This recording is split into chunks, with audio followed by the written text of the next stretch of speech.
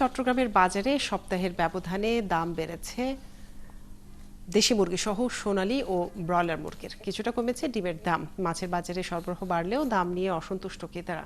সেই সাথে পেঁয়াজ সহ আদা রসুনের দাম কমলেও খুচরা বিক্রেতারা বলছেন বোতলজাত ভোজ্য তেলের সরবরাহ এখনো কম। এদিকে চালের এ ভরা মৌসুমেও দাম বেড়েছে চালের। রাজীব পড়ুয়ার প্রতিবেদনে বিস্তারিত। চট্টগ্রামের বাজার এখন ভরপুর শীতকালীন সবজিতে, সে সাথে রয়েছে গ্রীষ্মকালীন সবজিও। সব ধরনের সবজির দাম গত সপ্তাহের তুলনায় কমেছে 20 থেকে 30 টাকা। তবে মৌসুম শেষ হওয়ায় গ্রীষ্মকালীন সবজির দাম বেশ বাড়তি। গত সপ্তাহে নতুন আলু 120 টাকায় বিক্রি হলেও 40 টাকা কমে আজ বিক্রি হচ্ছে 80 টাকায়। 20 টাকা কমে বেগুন 60 টাকায় বিক্রি হচ্ছে।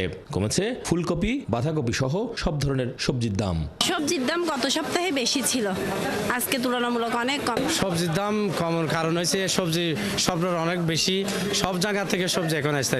গেল সপ্তাহের তুলনায় দেশি মুরগি সহ সোনালী ও ব্রয়লার মুরগির দাম কেজিতে 20 টাকা বেড়ে বিক্রি হচ্ছে 600, 340 ও 200 টাকায়।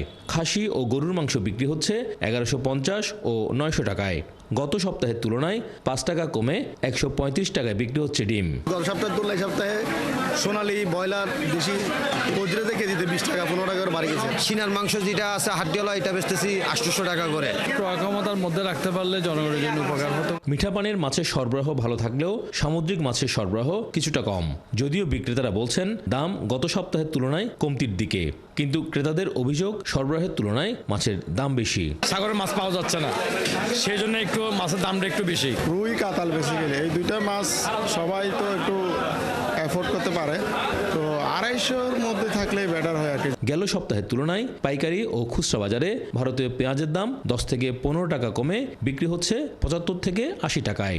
সে সাথে কমেছে আদা ও রসুনের দাম। তবে বোতলজাত ভোজ্য তেলের সরবরাহ কম। সে সাথে চালের দাম বৃদ্ধি পাওয়ায় সিন্ডিকেটকে দোষারোপ করছেন ক্রেতা বিক্রেতারা। তিল কিনলে সেখানে পোলাও চাল দিতে হচ্ছে, রূপচাঁদা কিনলে সেখানে সরষের তেল নিতে হচ্ছে।